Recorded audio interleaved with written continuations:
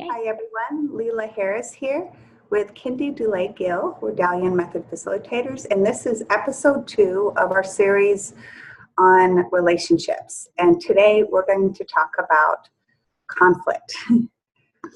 Very good topic. Yeah, and this is a huge one, and I think it's really, it's a big one, but big in different ways for different people. Because how we deal with conflict or what happens is really good to look at and approach for what we need to do for ourselves.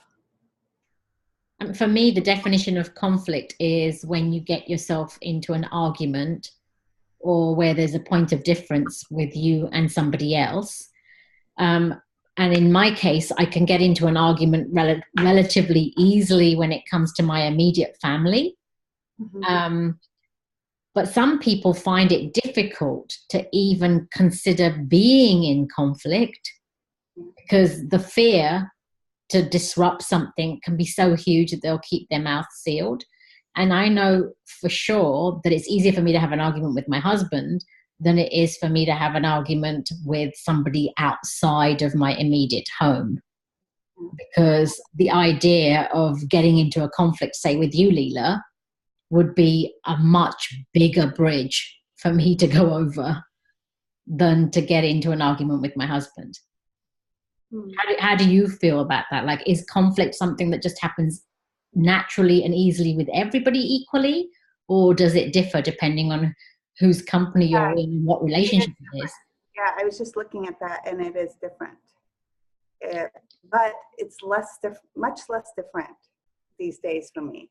Right. It used to be huge. In fact, the people that I was close to, sometimes I would kind of like unload.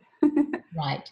So then all that frustration, I would just take it out and then, go deal with people that I had the real problem with and not really, and it would come and I wouldn't even know why I would take it out on, the frustration. I wasn't even aware that it was actually this person that I was upset with and I need to go talk to them or this, but yeah, these days it's interesting because I feel good about that I can show my frustration in front of people much easier now. I used to not be able to show that. I used to be afraid to show that I'm tired, that I'm grumpy, that I'm like, all these things that are just like, that to me, it felt like rocking the boat. Right. So just like hide it all. And that's kind of a little bit of the environment I was raised in too, is that, like the men were angry and just blew off steam and the women were just like, you gotta handle it. Go argue with them, be nice. I don't know how many kids are told, be nice. Yeah. Especially women. So, but now you're finding that you're able to handle, you're able to allow that sort of issue of conflict to arise anywhere. Yeah, I'm noticing a lot more of that. Maybe not always. There might be times where I don't feel comfortable like sharing, but for the most part, I noticed that I'm like, wow, I was just really grumpy in that moment. And I didn't hold it in. I didn't, it's like, and so, and another thing, and I hope I'm not going off topic. I'm just thinking of some of the women that I've had as clients and that I've worked with and in my own life where we're women and our inner terrain, I feel it's just the feminine itself just has such a like varied inner terrain as far as emotions, as far as moods. So there's, maybe not all women. I don't want to put that generalization because we are all different. And some of us have more masculine, some of us have more feminine, and that's great. But I feel the feminine energy is just like, you never know. So my son said, I don't even know. Much more complex. Oh yeah, and unpredictable. Yeah, that's his phrase. It's much because I'm surrounded by women, and it's much more complex, and obviously must be confusing at times for him as a guy. Probably because if he's in the logical, rational, it's probably going to seem complex, but really it's just unpredictable and it moves and Yeah. Yeah. And it does get labeled as crazy. I remember that there was a book that was on Facebook recently, and it had a title in it, and it was alluding to the way that women seem to behave with their emotions and men. And I can't remember what the aspect was that they used for guys, but in the title it says how you deal with the crazy woman and then the something man. I can't remember what the word was that they had used. And so the label was crazy for the range of emotions that a female is going to experience. So for some, it becomes easier to go into that conflict. For others, it's harder because they're afraid of the conflict itself. But then the second thing is that once, say, for example, you're not afraid of the conflict itself and you're not suppressing yourself, now the conflict has arisen. At that point, there are many people that would just rush in to sort of say sorry. Yeah. Because it's this embarrassment over what's just arisen. Mm-hmm. And then there's some other people that would just go into the dog-eared, I am right, and that's the way it is, right? But there is this third aspect where you could contemplate on what's just happened, because in that contemplation, there's an opportunity to learn something. And I know from my own experience, in my younger days, I had the I am right. I wouldn't even consider that I had to necessarily say something. I was right. And then slowly it started to adjust with maturity when I began to notice that I wasn't always right. So it still had that aspect of right or wrong. Mm-hmm. And so I would rush into the sorry when I felt like I was wrong. So it went from I'm always right to I could be right or wrong, and now I'm apologizing. And now I see that it's neither right nor wrong. It just is. And as it has unfolded, there's a trigger which needs healing. And that trigger could be mine or it could be the other person's. So first of all, there's some sort of contemplation to discern who does it belong to. And then once I know if it belongs to me, I then look deeper to see what it is that needs healing inside me so that a similar trigger doesn't necessarily arise. And that's where I tend to delve a little bit into, was there a need of mine that wasn't satisfied? And could that need have been dealt with myself rather than forcing it onto another person? Was there an expectation? And is this my expectation, or an expectation I've borrowed from my parents, or an expectation I've borrowed from society, or an expectation I've borrowed from somewhere else? And is there even any relevance to these expectations? And what can I do with that? Was there a judgment on my part? And if there was a judgment, does that come from a belief that I've picked up from somewhere? And is that judgment real? And what is that belief? And can that be dealt with? So the contemplation phase goes into a drill down of looking like, what is it that brought this trigger and this argument to arise? So that if I can go into that, I stand a better chance of seeing the fear that fueled this thing. Because ultimately, when I'm in an argument, I'm trying to control something to go my way. So why am I controlling it? It's because I'm afraid of something underneath. So I go down a drill down process. So I would argue that I'm being a little bit, I'm using the conflict as more of an opportunity of growth now, rather than a rigid, I'm holding on to my position and I'm right and you must be therefore wrong. Yeah. What about for yourself? Mine is usually kind of looking at what is getting triggered inside of me, or if the time has passed, it's like, yeah, what got triggered inside of me? Mm-hmm. What was that? Because sometimes if it's intense in the moment, then I wasn't feeling it and I wasn't breathing and I wasn't looking in and watching, because I don't know if we've talked about this very much in our videos, Kindi and I, our practice is very much about watching and observing ourselves without judging, and just kind of, and that really opens up a lot of awareness. So in the situation, if we're unable to do that, then we know we've been triggered into something. We're identified. So then we work with it and we do the healing work. But Yeah, I think it's looking at, so what was that? What got triggered inside of me? Okay, was that, okay, I was afraid, and then I felt, oh, okay, and then I was afraid they were judging me, and then my mind was saying that was the wrong thing, and you're a bitch for saying that, just kind of looking at what was happening in that, and just kind of bringing more awareness to that. For some reason, that's really something about that helps me, because as soon as I do that, I can feel that there's space that opens up just by looking at that.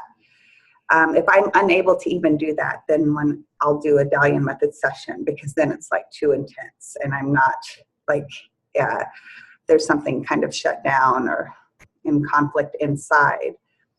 And when I'm finding that if I do go down the path of needing to do a Dalian Method session, that often if I've been triggered because I didn't like something in the other person, that I will discover that same quality exists in me too. Mm-hmm. So the Dalian method then gives me more compassion for what was happening outside of me, because I've just now spotted with humility that that's going on inside me too.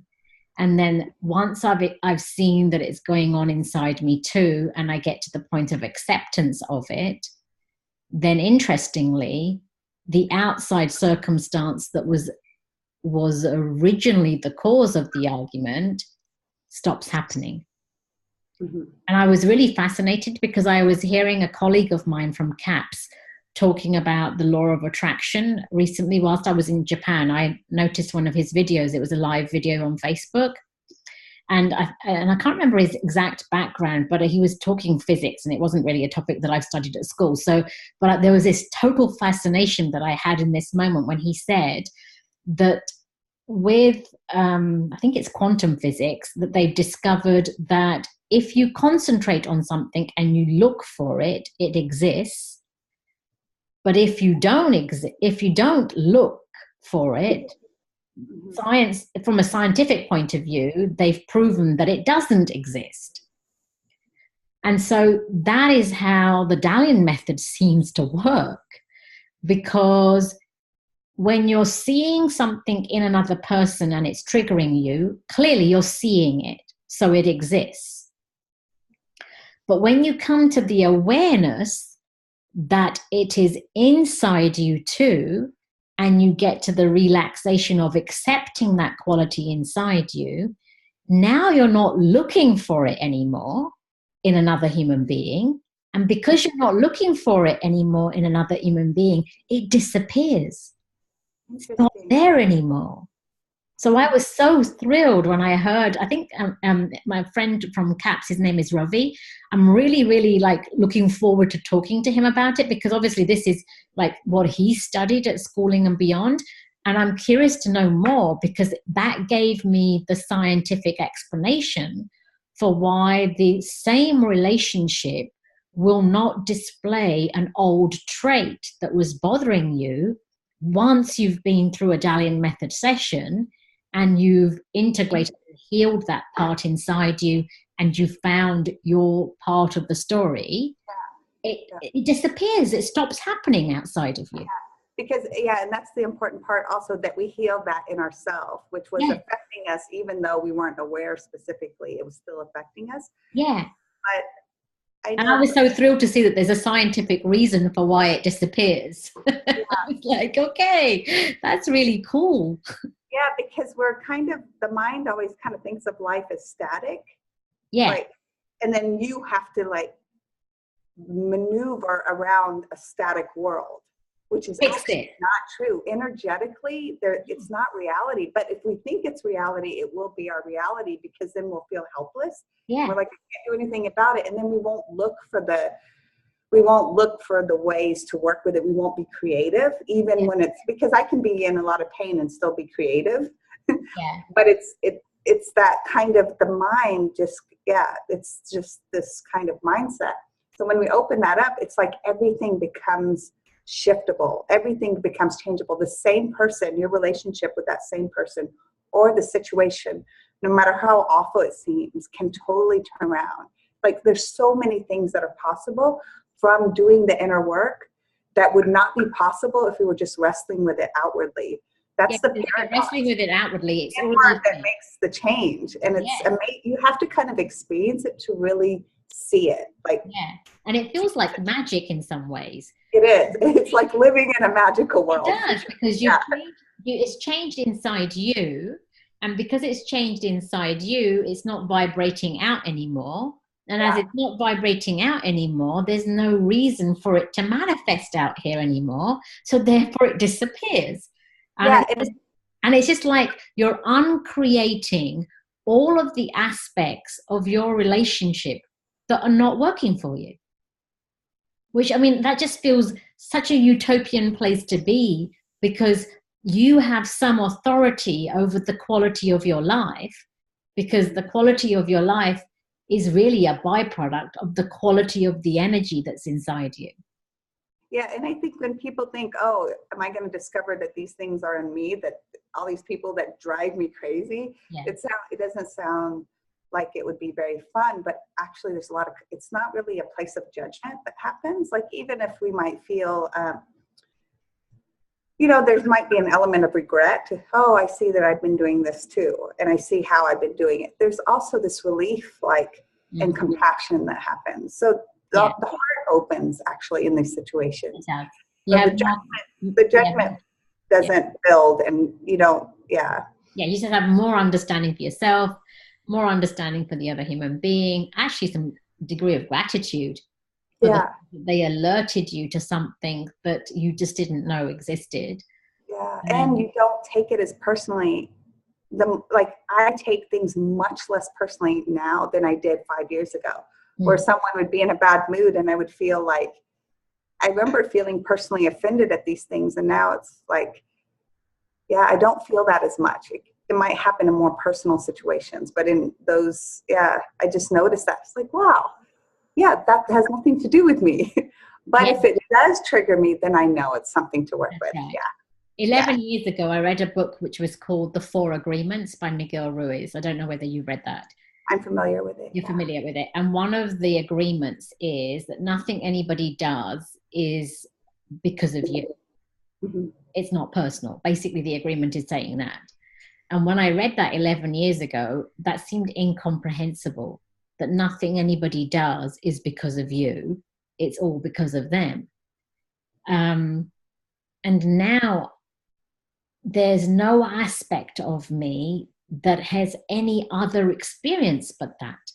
So if somebody outside of me is triggered and nothing is happening inside me because it's their trigger, I don't even take it on, because I know it's not even personal. It has nothing to do with me. And I can sometimes even laugh at it and watch it and sort of entertain myself because it's somebody's in their own drama. But if I've got hooked in to their drama, then the minute I've got hooked into that drama, it's no longer all about them anymore. Because whatever brought me in with my hook has an aspect of a story that is actually my personal stuff that I need to deal with.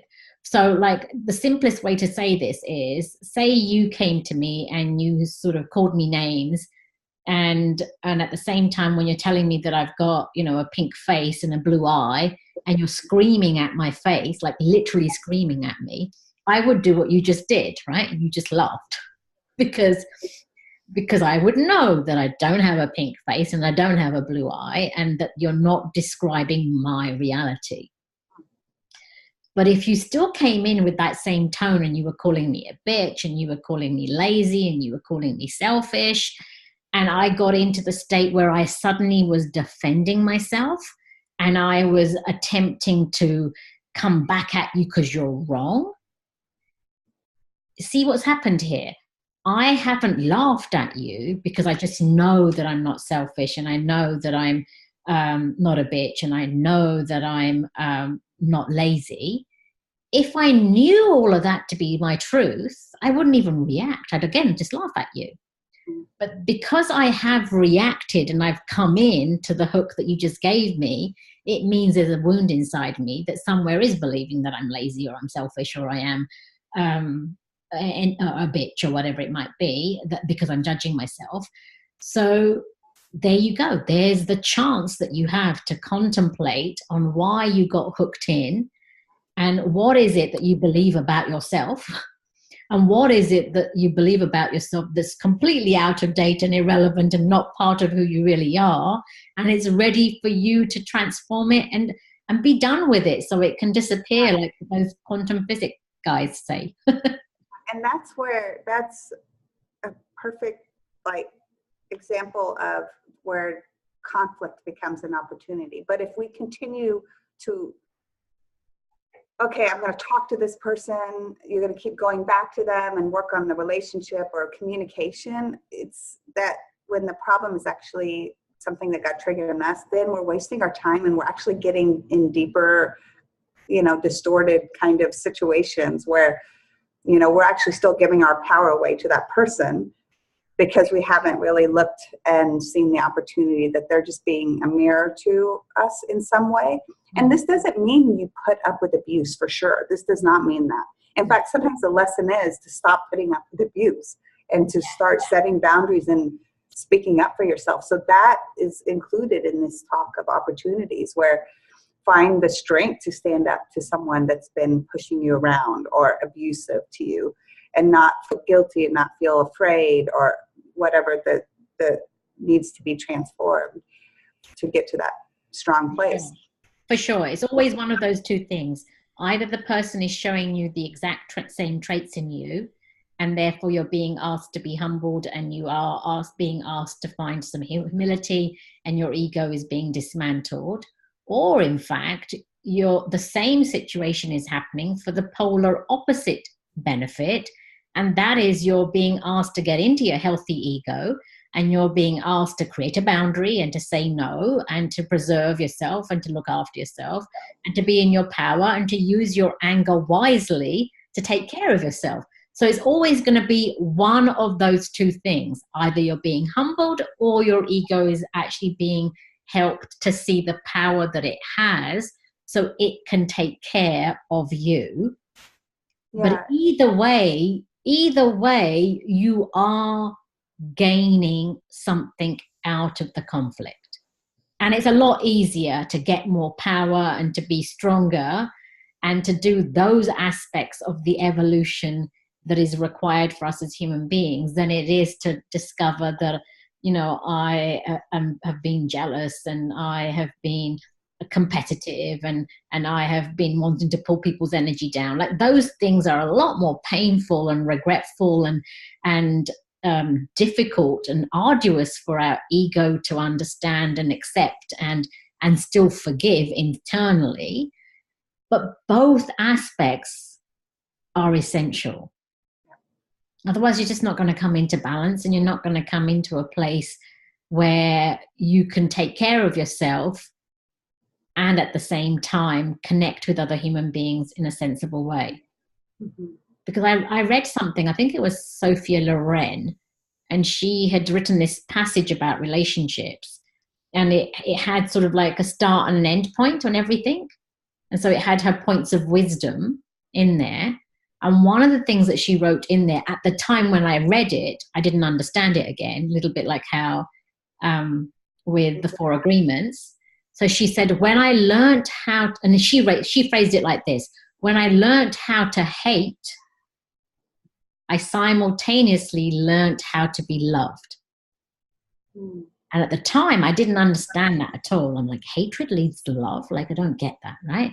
But now I understand what that really means, is that when I stood in my power to defend myself in anger, it was the moment at which I took self-love seriously enough so that other people were taught how to love me in return, right? Basically, that's really what the essence of that message is, even though at the time I didn't follow it. Like, how does hatred lead to love? Yeah, and it's probably the way you described it. I don't even know. I don't think that hatred, though, that kind of anger. And and I wouldn't have called it hatred, but that's the way that she phrased it in this letter, which didn't make sense to me at the time. But basically, it means getting angry. And I'm glad you brought that up, because in this discussion, I really want to make that point, is that anger is not always conflict. Yes. Sometimes anger is, this is not okay. That's right. And it's not like a conflict. It's not like a fight. It's just like, it's sometimes we, you know, if something's happening, it requires, the anger has a certain fire and force to it that gives us space from something that's potentially harmful. You just have to watch where it's almost like an animal kind of primal thing, like, this is my territory. It's just like that. It's very innocent, even if it's like intense.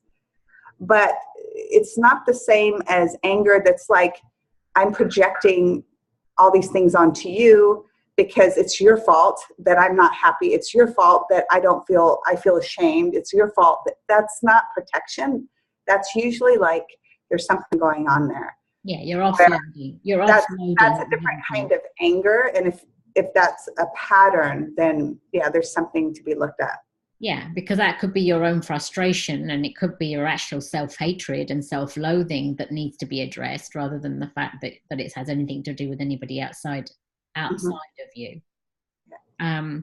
But also, when you refer to that type of anger, the sort that you're referring to for yourself, if it has intensity behind it, and or it can be said, it can actually be said sternly or calmly, there is a sense of knowing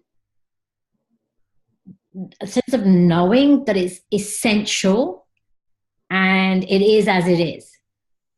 Whereas when the other type of anger comes out, it can be accompanied then with guilt and shame and concern and a sense of, what have I done? And it might be muddled and mixed with all of those other things. And that's another clue that there's something. And then there's also the anger that's trying to control someone with anger. Yes. So that what I call the primal healthy anger, it's not trying to control anyone. In fact, it's letting go of control. It's like letting the fire express itself. But it's like, it's not interested in controlling anyone. It's just like, this is my space. That's right. Yeah. And sometimes it takes a while to really experience both. To really go, okay, that's that. And that's like, okay, that's me projecting. Yeah. And seeing that. And then, there's the guilt. And if we've been repressing, if we're the type to like, and so I think you were more of the, I'm right, maybe like leaning, and I'm the more, oh, I'm wrong. In fact, even up till like recently, I noticed I'm always like ready to be wrong. Like I apologize, and it's not that it would be things that I made a mistake on, but it's like, hey, just say, oh, I apologize for that. I don't need to grovel. It's silly. But yeah, in the past, I would feel I would lose my temper because I was holding it all in, and then it would get let out. Yeah. Then I would feel so guilty, and then I would beat myself up, and then I would lose my temper again. It was just, and I've done both. I oscillate between the two, feeling guilty for something that I've done and then feeling righteous about something that I've done. I mean, I go through both extremes, but on balance, I think the people that live with me immediately in the home would say I'm more on the category of I need to be right. But you see, even these things, they get borrowed and they get picked up from family members, and they sort of are like part of an ancestral line. So it doesn't matter which end of the spectrum you come from, even that is not you. So it just happens to be a passing behavioral trait that you've picked up until you get to the stage where you get to greater maturity, so that aspect of you doesn't have to come into play too often. Because a lot of people that are doing spiritual growth in particular talk about love as if it's the only emotion that exists inside us. Or the only one that matters. Or the only one that matters. And that's not true, because anger exists because it's designed to be used. And it's beautiful. And it's in a healthy way. Yeah, it has. But not to be designed to be thrown at somebody, but designed to be used for self-guarding and for self-love. So we have to be mindful of the emotions that we are transforming to their polar opposite. And actually, truthfully, a lot of the anger begins to get transformed into compassion.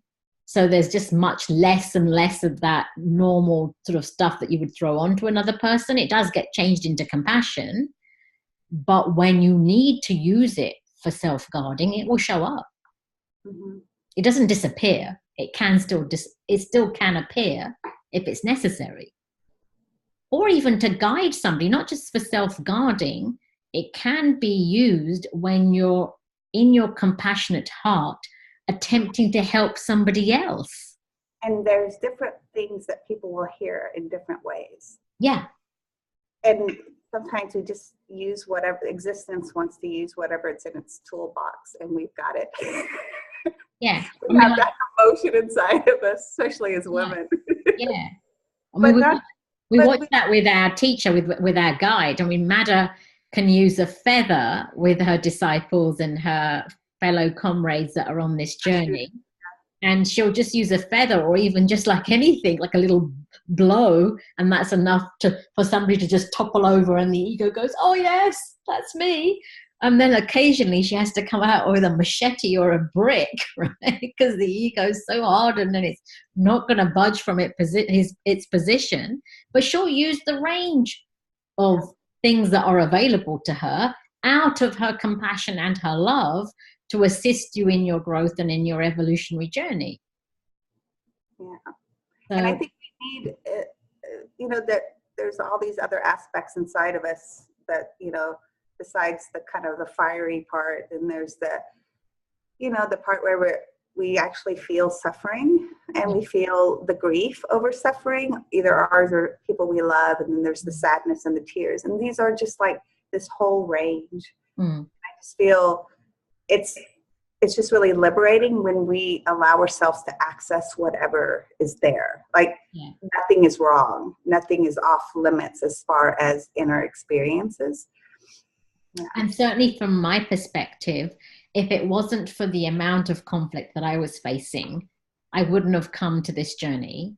But the amount of conflict I was facing did leave me feeling like a victim, did leave me feeling extremely sorry for myself, and did bring me to a point where at times I was contemplating not wanting to be on this planet. In fact, my first Dalian Method session was all about being ready to check out. And so the sense of desperation around the level of conflict in my home had brought me to my knees.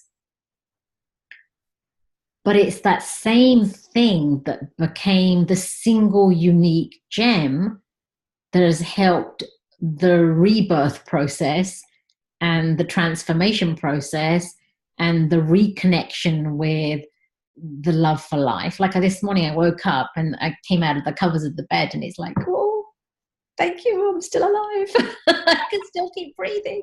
So like but all of this that I have in its peak moments and its great moments has only arisen from those desperately dark and dismal and difficult days.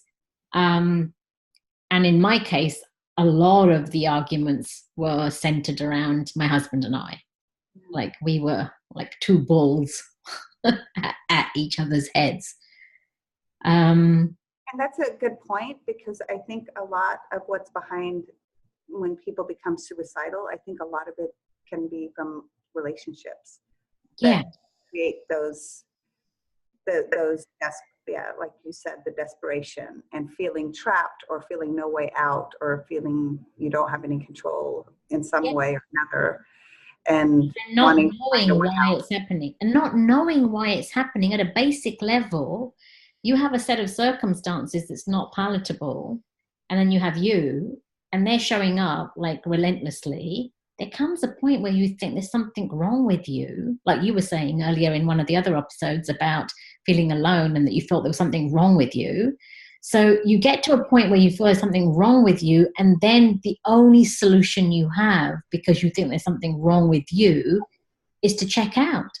Because it's all too much and it's all too overwhelming and it's all too difficult to deal with. But if somehow we were being educated that this event here that arose came in here like this, so that you are like this to start with, and then you become that, and you become that, and you become that, and you become that, and you become this, and then you become huge, and then it becomes limitless. Like if we had some of this education arising early enough in our sort of evolution, we wouldn't be so terrified of the mess that comes in. We'd have more sense of, okay, I understand this mess is coming for a reason. It's painful, it's difficult, I don't want it. Given a choice, I'd rather not have it. But actually the person who's going to uncreate this and the person who's going to actually find a way through this is me. So by checking out or running away, guess what? It's not going to go away. So I still have to do something with it. Absolutely. Yeah. Because I watched a psychic video, which was on YouTube, and it was a lady that channels in people that have died. And she was sobbing her eyes out, Leela, because she was talking about those that commit suicide. And she was talking about the pain that's not resolved at the point of suicide, how it even intensifies even more when you've crossed planes, and you still have to process it, because the pain, basically, bottom line, is saying that you don't know how to receive love.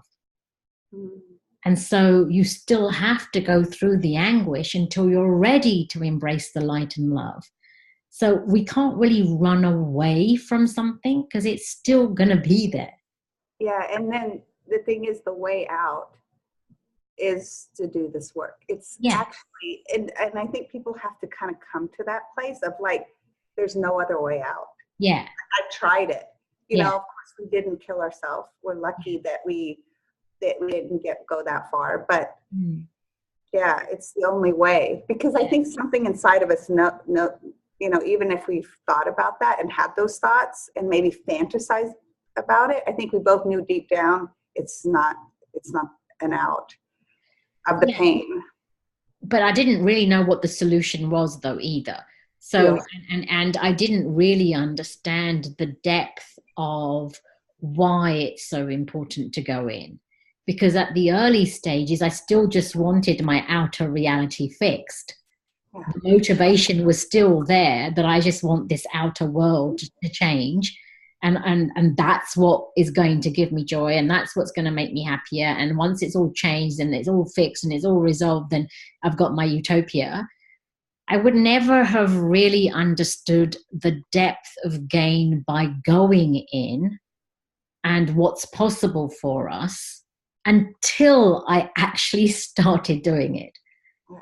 So, and that's the only thing that I can really encourage people to do, is if you're hurting and your relationships are not working and you're finding yourself in a lot of conflict, it does take courage to go in, but there's only one upside. And that is, you're going to find your way into the light.